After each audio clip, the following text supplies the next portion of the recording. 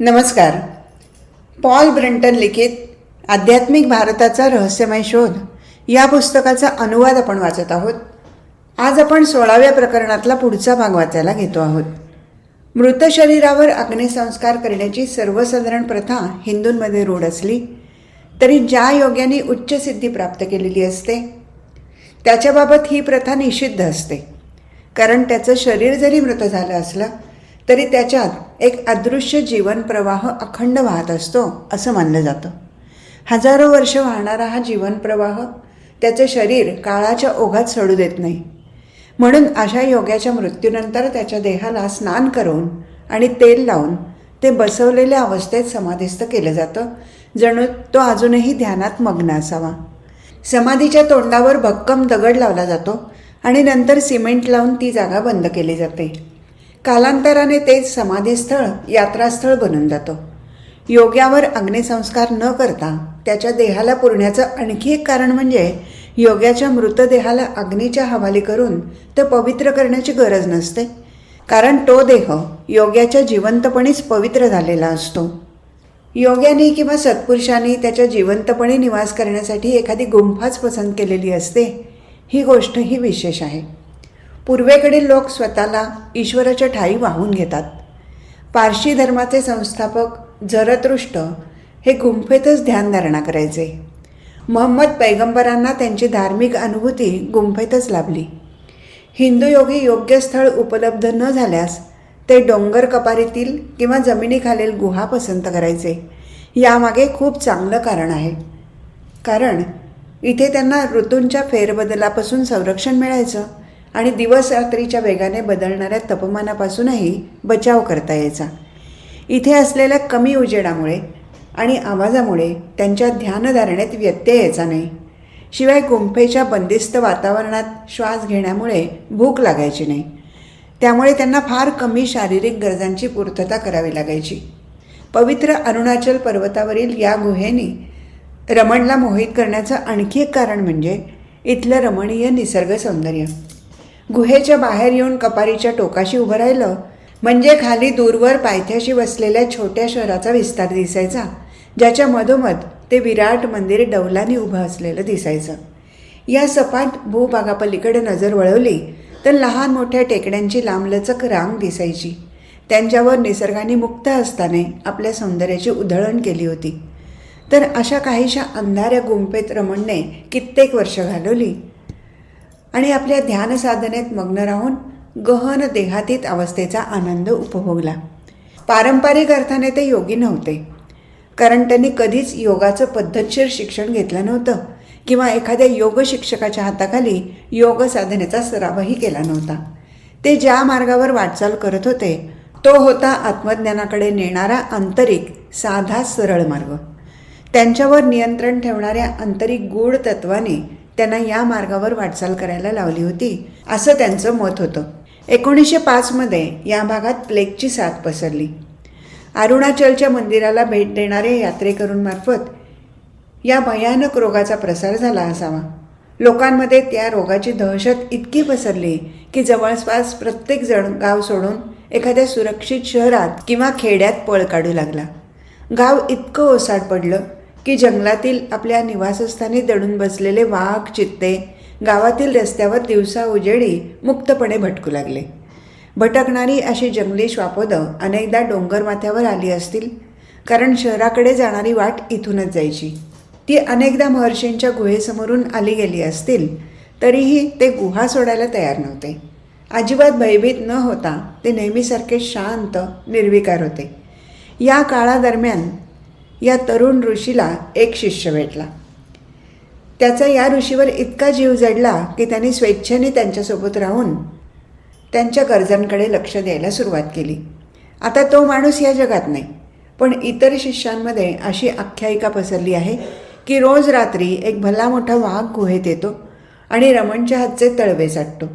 ऋषीही त्याला कुरवाळतात. तो रात्रभर त्यांच्यासमोर बसून राहतो आणि पहाट झाल्यावर निघून जातो. सगळ्या भारतात एक असा सार्वत्रिक विश्वास पसरला आहे की जर योग्यांना पुरेशा प्रमाणात योगशक्ती लाभली असेल तर अशा जंगलात राहणाऱ्या योग्यांना किंवा फकीरांना रानावनात किंवा डोंगर कपारीत निर्धास्तपणे राहता आणि वावरता येतं. त्यांना वाघ, सिंह, साप किंवा इतर जंगली शापदं काहीच इजा करत नाहीत. दुसरी एक कथा सांगते की रमण महर्षी एकदा त्यांच्या गुहेच्या अरुंद प्रवेशद्वारापाशी बसले असताना डोंगर कपारीतून एक अजस्त्र नाग फुतकार सोडत गुहेत आला आणि त्यांच्यासमोर वेटोळं घालून बसला. त्याने आपला फणा उंचावून फुतकार सोडला, पण ऋषी अविचल बसून राहिले. 2 जीव, एक माणूस आणि एक जनावर, काही क्षण परस्परांच्या समोरासमोर आले. नजरेला नजर भिडली. शेवटी तो साप सरपटत निघून गेला. खरं तर तो त्यांना डंख मारू शकला असता, पण इतक्या कमी अंतरावर असूनही त्याने महर्षींना काहीच इजा पोहोचवली नाही. या विलक्षण माणसाच्या एकाकी तपस्वी जीवनाच्या पहिल्या अवस्थेच्या अंती त्याला आपल्या आत्म्यात कायमस्वरूपी स्थित होण्याची शक्ती मिळाली. आत्म्याशी असा संवाद साधण्यासाठी आता त्याला एकांतवासाची गरज नव्हती. तरीही एक नावाजलेले ब्राह्मण पंडित गणपती शास्त्री तिथे येईपर्यंत ते त्या गुहेतच राहत होते. गणपती शास्त्रांच्या भेटीने त्यांच्या जीवनाला आणखी एक वेगळं वळण मिळालं, ते म्हणजे सामाजिक जीवनात प्रवेश करण्याचं. पंडित नुकतेच अभ्यास आणि ध्यान करण्यासाठी मंदिराजवळ राहायला आले होते. योगायोगाने त्यांच्या कानावर पडलं की टेकडीवर एक अत्यंत तरुण योगी वास्तव्य करून आहे. कुतूहलापोटी त्यांनी त्याला भेटायचं ठरवून त्यांचा शोध घेतला. जेव्हा ते त्या तरुण योग्याजवळ पोचले तेव्हा तो सूर्याकडे एकटक बघत बसला होता. रमण यांच्यासाठी ते नित्याचंच होतं. सूर्य पश्चिमेला मावळेपर्यंत ते तासनतास त्याच्याकडे दृष्टी स्थिर करून पाहायचे. मावळत्या सूर्याची तळपती किरणं भारतात इतकी तीव्र असतात की त्याची सवय नसलेला युरोपियन त्यांना सहनच करू शकणार नाही. मला आठवते, मी एकदा चुकीच्या वेळी पहाडाची उभी चढण चढायला सुरुवात केली. उतरताना वाटेत कोणतीही सावली नव्हती आणि दुपारच्या सूर्याचं रणरणतं ऊन तर माझ्यावर तळपत होतं. थोडं चालल्यानंतर एखाद्या दारुड्यासारखा माझा झोक जाऊ लागला. मी धडपडायला लागलो.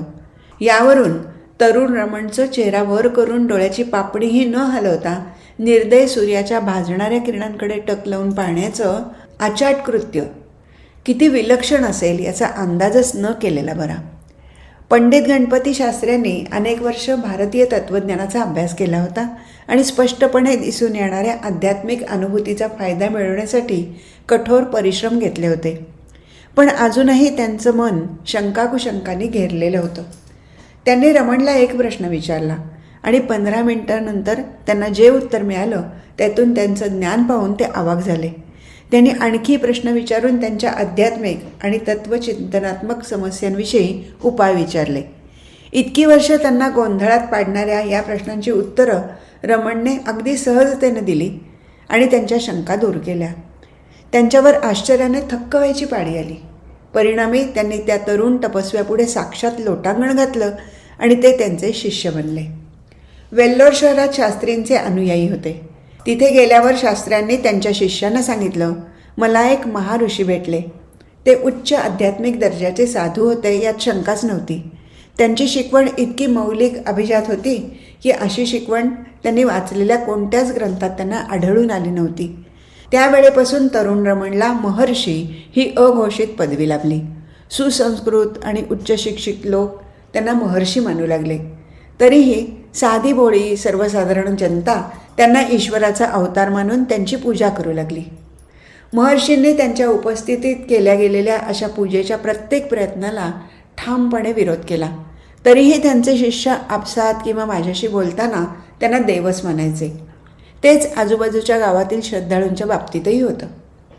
कालांतराने इतरही काही लोक त्यांच्या शिष्यवृंदात सामील झाले. त्यांनी पहाडाच्या उतारावर लाकडी चौकटीची इमारत बांधली आणि त्या इमारतीत आपल्यासोबत राहण्यासाठी महर्षींचं मन वळवलं. काही वर्षांच्या अंतराने त्यांची आई त्यांना भेटून जायची. आपल्या मुलाने धरलेला जीवनाचा मार्ग तिला स्वीकारावा लागला. जेव्हा तिचा मोठा मुलगा आणि इतर नातलग कालक्रमे या जगातून निघून गेले तेव्हा तिने रमणला गळ घातली की त्यांनी तिला आपल्यासोबत राहू द्यावं आणि त्यांनी ते मान्यही केलं. त्यानंतर तिने उरलेलं 6 वर्षाचं जीवन आपल्याच मुलाची शिष्या बनून व्यतीत केलं. त्या आश्रमात तिचं जे आगत स्वागत केलं जायचं त्याच्या बदल्यात ती सगळ्यांसाठी अन्न रांधण्याचं काम करायची. ऐहिक जगातील तिचं वास्तव्य संपलं तेव्हा भक्तांनी तिची रक्षा पहाडाच्या टेकडीशी एका ठिकाणी पुरून त्यावर एक छोटं मंदिर बांधलं. मानवजातीला इतका महान संतपुरुष देणाऱ्या या मातेच्या स्मृतीत या मंदिरात अखंड नंदादीप तेवत असतो आणि तिच्या आठवणींना अभिवादन करीत सुगंधित पुष्पांजली वाहिली जाते. महर्षींची ख्याती हळूहळू चहूकडे अशी पसरत गेली की मंदिरात दर्शनाला आलेले यात्रेकरू टेकडीवर येऊन त्यांचं दर्शन घेतल्याशिवाय आपल्या गावी परतायचे नाहीत.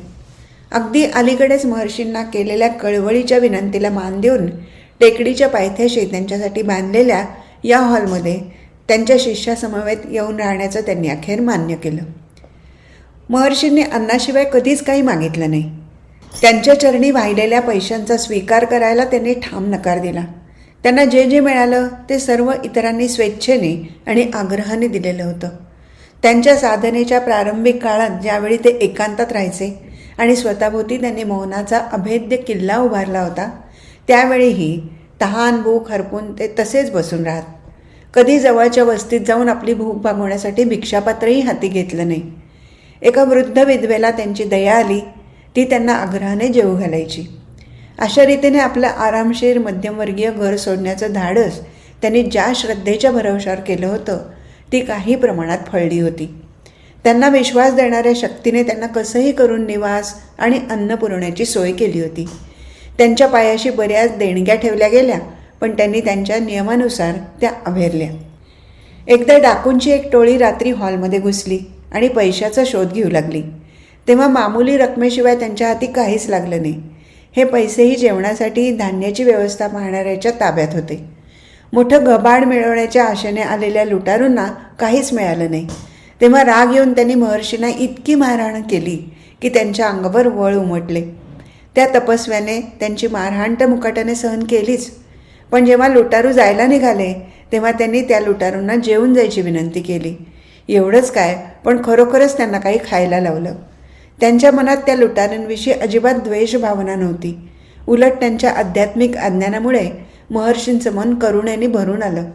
त्यांनी त्या टोळीला तिथून जाऊ दिलं, तरी काही काळाने ते दुसरा गुन्हा करताना पकडले गेले आणि कायद्याने त्यांना यथायोग्य शिक्षा केली. अनेक पाश्चात्य लोक असाच विचार करतील की लुटारूंना अशी दया दाखवण्याची गरजच काय, त्यांची ही कृती व्यर्थ होती. पण कदाचित आपल्या धावपळीच्या जगापासून दूर जाऊन काही लोकांनी या कृतीकडे पाहणं हिताचंच असेल. दुरून पाहणाऱ्याला सगळं दृश्य नीट दिसतं आणि त्याला परिस्थितीचं अधिक चांगलं आकलन होतं. असंही असेल की परिस्थितीच्या फटक्याने इकडून तिकडे हेलपाटणाऱ्या या जगातील मूर्खा इतका हा जंगलात राहणारा तपस्वी निश्चितच कमी दर्जाचा नसावा. दिवसेंदिवस या माणसाच्या महानतेचा सुवास दूरवर दरवळायला लागला. आश्रमाच्या भेटीला नाना प्रकारचे लोक यायचे. एकदा एक कनिष्ठ जातीचा माणूस परिस्थितीच्या त्रासाने बेजार होऊन त्यांच्या पायाशी आला आणि आपल्या दुःखाबद्दल महर्षींजवळ भरभरून बोलला. उत्तरादाखल ते एक शब्दही बोलले नाहीत, कारण मौन आणि निर्लेपता या गोष्टी त्यांच्यासाठी नेहमीच्याच होत्या. ते इतके कमी बोलायचे की एखाद्याने ठरवलंच तर ते दिवसभरात किती शब्द बोलतात हे त्याला सहज मोजता यावं. मात्र काहीही न बोलता त्यांनी त्या दुःखी माणसाकडे एकटक पाहिलं. त्यांच्या डोळ्यामधून बरसणाऱ्या करुणेने हळूहळू त्या माणसाचा विलाप बंद झाला आणि जेव्हा 2 तासानंतर तो हॉलबाहेर पडला तेव्हा तो पूर्णपणे शांत आणि कणखर झाला होता. हे सगळं पाहून मी शिकत आहे की इतरांना मदत करण्याचा महर्षींचा हा मार्ग आहे. दुःखी पीडित जीवावर नजरेला न दिसणाऱ्या मौन आणि स्थिर अशा उपचारक स्पंदनाचा वर्षाव करायचा.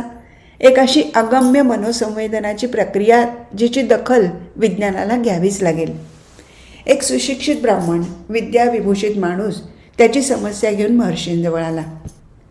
हा साधू कधी तोंड उघडेल की नाही हे कोणालाच खात्रीने सांगता यायचं नाही, कारण त्यांची मौनाची भाषा शब्दापेक्षा जास्त बोलकी होती. पण आज ते खुलेपणाने बोलण्याच्या मनस्थितीत होते. खोल अर्थ सामावलेल्या त्यांच्या मार्मिक शब्दांनी पाहुण्यासाठी विचारांची नाना द्वारं उघडून दिली. त्यांचे शब्द नेहमीच असे अर्थगहन आणि मार्मिक असायचे. कोणीतरी अशी बातमी घेऊन यायचा की एखादा असा माणूस मरण पावलाय जो त्या छोट्याशा नगरात त्याच्या समाजविरोधी कार्यामुळे चर्चेचा विषय बनला आहे. मग भेटायला येणारे आणि भाविक लोक मोठ्या संख्येने हॉलमध्ये गोळा व्हायचे. लगेचच त्यांच्या त्या माणसाबद्दल चर्चेला ऊत यायचा.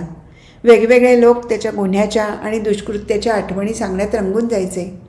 मानवी स्वभाव असाच असतो. जेव्हा लोकांची कुजबूज शांत व्हायची आणि चर्चा संपली असं दिसायचं, तेव्हा महर्षी लोकांचं शांतपणे निरीक्षण करून पहिल्यांदा बोलायला सुरुवात करायचे. हो, तो पापी होता, पण त्याने स्वतःला खूप स्वच्छ ठेवलं होतं, कारण तो दिवसातून 2-3दा आंघोळ करायचा. एक शेतकरी आणि त्याचं कुटुंब 100 मैलाचा प्रवास करून त्यांच्या दर्शनाला आलं होतं. तो पूर्णतः निरक्षर होता. त्याला त्याचं दैनंदिन काम, पूर्वापार चालत आलेल्या धार्मिक परंपरा आणि वारशात मिळालेल्या अंधश्रद्धांशिवाय इतर कशाचंच ज्ञान नव्हतं. त्याने फक्त इतकंच ऐकलं होतं की पवित्र ज्वालामुखीच्या पर्वताच्या पायथ्याशी एक महात्मा राहतो, जो मानवी रूपात साक्षात ईश्वर आहे. महर्षींना 3दा साक्षात दंडवत करून तो त्यांच्यासमोर शांतपणे बसला. त्याचा ठाम विश्वास होता की या प्रवासाचं फळ म्हणून नक्कीच त्याला काही दैवी आशीर्वादाचं फळ मिळेल. त्याची बायकोही येऊन त्याच्या शेजारी आदबीनं बसली. तिने डोक्यापासून पायापर्यंत पोचणारं जांभळ्या रंगाचं वस्त्र परिधान केलं होतं, जे घोट्याजवळून वर घेत कमरेला खोचलं होतं, म्हणजे नऊवारी साडी. तिने आपल्या लांब सडक रेशमी केसांना सुगंधी तेल लावलं होतं. तिच्यासोबत तिची मुलगी होती. ती एक गोंडस मुलगी होती आणि तिने हॉलमध्ये प्रवेश करताच तिच्या पायातली पैंजणे रुणझुणत वाजू लागली. तिने पारंपरिक प्रथेप्रमाणे केसामध्ये कानाच्या मागे येईल अशा रीतीने फूल खोचलं होतं. ते छोटं कुटुंब तिथे काही तास थांबलं. काहीच न बोलता अहोभावाच्या नजरेने आदर व्यक्त करीत महर्षींकडे बघत बसले. हे स्पष्टच होतं की त्यांची केवळ उपस्थितीच त्यांना आध्यात्मिक आश्वासन, भावनिक आधार, या सगळ्यात विरोधाभास म्हणजे त्यांच्या स्वतःच्या वंशाबद्दल, जातीबद्दल नव्याने श्रद्धा पुरवायला पुरेशी होती. कारण महर्षी सगळ्या जाती धर्माच्या लोकांना समानतेने वागवायचे, सगळ्यांना सारखं महत्त्व द्यायचं. त्यांच्या दृष्टीने येशूचं महत्त्व कृष्णापेक्षा कमी नव्हतं. माझ्या डाव्या बाजूला एक 75 वर्षाचे वृद्ध सद्गृहस्थ बसले होते. त्यांच्या गालात पानाचा तोबरा भरलेला होता आणि हातात एक संस्कृत पुस्तक होतं. त्यांचे जड पापण्याखालचे डोळे पुस्तकातील अक्षरांवर फिरत चिंतन करत होते. तो एक ब्राह्मण होता, जो खूप वर्षापासून मद्रासजवळ स्टेशन मास्तर म्हणून काम करत होता. तो वयाच्या 60 वर्षानंतर नोकरीतून निवृत्त झाला आणि लगेच त्याची पत्नी वारली. आपली दीर्घकाळ लांबणीवर टाकावी लागलेली महत्त्वाकांक्षा पूर्ण करण्याची संधी म्हणून त्याने या गोष्टीकडे पाहिलं. कारण तो सतत 14 वर्षापासून देशभर यात्रा करत फिरत होता. त्याला एखादा असा साधू, संत किंवा योगी हवा होता, ज्याचं व्यक्तिमत्व आणि शिकवण त्याच्या मनाला स्पर्शू शकेल. त्याने या शोधात 3दा सगळा भारत पालथा घातला होता, पण त्याच्या मनासारखा गुरु अद्याप त्याला सापडला नव्हता. त्याचं गुरुविषयीचं काही खास व्यक्तिगत मापदंड होते हे स्पष्टच दिसत होतं. आम्ही जेव्हा परस्परांना भेटलो आणि आपापल्या अनुभवांची देवाणघेवाण केली, तेव्हा त्यांनी त्याच्या या बाबतीतल्या अपयशाबद्दल शोक व्यक्त केला. त्याचा ओबडधोबड पण प्रामाणिक चेहरा मला आवडला. त्याच्या चेहऱ्यावर काळाने खोल सुरकुत्या पडल्या होत्या. तो खूप बुद्धिमान नव्हता, पण एक साधा, सरळ आणि मनाप्रमाणे वागणारा होता. त्याच्यापेक्षा वयाने मी बराच तरुण असल्यामुळे त्या म्हाताऱ्या माणसाला काही चांगला सल्ला देणं आपलं कर्तव्य आहे असं मला वाटलं. त्याचा धक्कादायक प्रतिसाद देत त्याने मलाच त्याचा गुरु बनवण्याची विनंती केली. तुझे गुरु तुझ्यापासून फार दूर नाहीत, मी महर्षींकडे बोट दाखवत म्हणालो. माझं म्हणणं त्याला पटायला मुळीच वेळ लागला नाही आणि तो महर्षींचा उत्साही श्रद्धाळू भक्त बनला. हॉलमधला दुसरा एक माणूस चष्मा घातलेला, रेशमी वस्त्र परिधान केलेला सधन दिसत होता. तो न्यायाधीश होता आणि आपल्या सुट्ट्यांचा फायदा उचलत महर्षींना भेटायला आला होता. तो त्यांचा गाढा भक्त, शिष्य आणि महान प्रशंसक होता. वर्षातून कमीत कमी एकदा तरी त्यांच्या भेटीला यायचा त्याचा नेम कधी चुकला नव्हता. हा सुसंस्कृत, सुशिक्षित, उच्चपदस्थ माणूस मोकळ्या मनाने गरीब तमिळ लोकांसमोर मनात कोणताही किंतु न बाळगता बसतो. कमरेपर्यंतचा भाग उघडे टाकणारे, काळ्या भिन्न शरीराला चोपडलेल्या तेलामुळे शिसवी लाकडासारखं अंग असलेले हे कनिष्ठवर्गीय तमिळ आणि हा ब्राह्मण इथे सारखेच असतात. जातीभेदाला भडकवणारा दांभिकपणा नष्ट होऊन इथे एकी निर्माण होते. याच कारणासाठी प्राचीन काळापासून राजकुमार, राजे महाराजे अशा वनवासी ऋषींकडे सल्ला घ्यायला यायचे. त्यांना ठाऊक होतं की त्यांच्याकडे असा सूज्ञपणा, खरं ज्ञान आहे, जे मिळवण्यासाठी त्यांच्या मोठेपणाच्या कल्पना बाजूला ठेवून वरवरच्या अशा भेदांना तिलांजली द्यायला हवी. तेवढ्यात एक तरुण स्त्री कडेवर एका खेळकर मुलाला घेऊन हॉलमध्ये आली आणि महर्षींसमोर लोटांगण घालू लागली. जीवनासंबंधी काही गहन प्रश्नांची उच्चस्तरीय तात्विक चर्चा चालू असल्यामुळे या बौद्धिक संभाषणात भाग न घेता मुकाट्याने बसून राहिली. हिंदू स्त्रियांसाठी शिक्षण अलंकाराइतके मूल्यवान मानले जात नाही. या स्त्रीला तिच्या स्वयंपाकघराच्या सीमित मर्यादांपलीकडच्या गोष्टीबद्दल काहीच ज्ञान नव्हतं. पण ती अशा माणसासमोर बसली आहे ज्याच्या महानतेबद्दल कोणतंच दुमत नाही हे नक्कीच समजत होतं. संध्याकाळ सरता सरता हॉलमध्ये सामूहिक ध्यानाची वेळ झाली. या प्रसंगी नजरेला येणारही नाही इतक्या सहजतेने, हळुवारपणे आपली बाह्य इंद्रिय ऐहिक जगासाठी मिटून एका देहाती स्थितीत मग्न होतात. अशा रीतीने त्यांच्याकडून ध्यानाची वेळ झाल्याचं सुचवलं जातं. या साधूच्या सामर्थ्यशाली सहवासात दररोज ध्यानधारणा केल्यामुळे मी हळूहळू आपल्या विचारांना आंतरिक घनतेच्या बिंदूपाशी घेऊन जायला शिकलो होतो. वारंवार त्यांच्या सान्निध्यात आल्यानंतर या आंतरिक प्रकाशापासून वंचित राहणं शक्यच नव्हतं. त्यांच्या झळाळणाऱ्या आध्यात्मिक तेजोसूर्यापासून हा तेजस्वी प्रकाशकिरण भोवतालच्या लोकांच्याही मनात खोलवर प्रवेश करायचा. या गाढ शांतीदरम्यान मला पुन्हा पुन्हा जाणवायचं की ते या स्थितीत असताना माझ्या मनाला त्यांच्या मनाकडे खेचत आहेत. मग अशा वेळीच या माणसाच्या मौनाचं खरं महत्त्व लक्षात यायचं. त्यांच्या बोलापेक्षा त्यांचं मौनच किती अर्थगर्भ आहे हे कळायचं. कोणत्याही दिसणाऱ्या कृतीशिवाय किंवा ऐकू येणाऱ्या बोलाशिवाय व्यक्तीवर शक्तिशाली परिणाम करण्याच्या या गतिशील सिद्धीवर त्यांच्या शांततेचं, मौनाचं आवरण पडून त्या झाकल्या जायच्या. पण मध्येच असे काही क्षण यायचे जेव्हा मला त्यांची ही शक्ती खूप तीव्रतेने जाणवायची आणि माझ्या लक्षात यायचं आता त्यांना अत्यंत विचलित करणाऱ्या आज्ञा द्यायच्या आहेत. मी देखील त्या आज्ञेचं पालन आज्ञाधारकपणे करणार आहे. पण आपल्या शिष्यांना कठोर आज्ञापालनाच्या साखळ्यांमध्ये बंदिस्त करणाऱ्यांपैकी ते नव्हते. त्यांनी प्रत्येकाला संपूर्ण कृती स्वातंत्र्य दिलं होतं. भारतात ज्या आध्यात्मिक शिक्षकांना आणि योग्यांना मी भेटलो त्यापेक्षा ते याबाबतीत खूपच वेगळे होते. माझ्याशी झालेल्या त्यांच्या पहिल्या भेटीत त्यांनी सुचवलेल्या मार्गाने मी ध्यानधारणा करीत होतो. अनेक प्रश्नांमध्ये झळकणाऱ्या त्यांच्या असंदिग्धतेमुळे, जे त्यांचं नेहमीचंच वैशिष्ट्य होतं खरं तर, त्यावेळी ते मला खोटी आशा दाखवून झुलवत आहेत असं वाटलं होतं. पण त्यावेळी त्यांनी सुचवलेली ती पद्धत असल्याचं लक्षात येऊन मी माझ्या स्वमध्ये पाहायला लागायचो. मी कोण आहे? मी हाडामासाचं एक शरीर आहे. मी मन आहे का? मला इतरांपासून वेगळं करणारे माझे विचार आणि भावना म्हणजे मी आहे का? एखादी व्यक्ती नैसर्गिकपणे वाद न घालता या प्रश्नांची होकारार्थी उत्तरं मान्य करेल. पण मला महर्षींनी बजावलं होतं की या प्रश्नांची होकारार्थी उत्तरं गृहीत धरू नयेत. जरी त्यांनी कोणतीही पद्धतशीर शिकवण दिली नव्हती तरी त्यांच्या संदेशाचा सारांश काहीसा असा होता: मी कोण आहे या प्रश्नाचा अथकपणे पाठलाग करा. स्वतःच्या समग्र व्यक्तिमत्वाचं विश्लेषण करा. हे शोधून काढण्याचा प्रयत्न करा की हा मीचा विचार सर्वात आधी कुठून सुरू होतो. ध्यान करीत राहा. तुमचं लक्ष बाह्य गोष्टीतून दूर करून आत वळवा. एके दिवशी विचारचक्रांची गती कमी होईल आणि अचानक एक अंतस्फुरण गूढपणे जन्म घेईल. त्याचा पाठलाग करा. त्याच्या मागोमाग जा. तुमचे विचार थांबवा. मग ती हळूहळू तुम्हाला तुमच्या इच्छित लक्ष्याकडे घेऊन जाईल.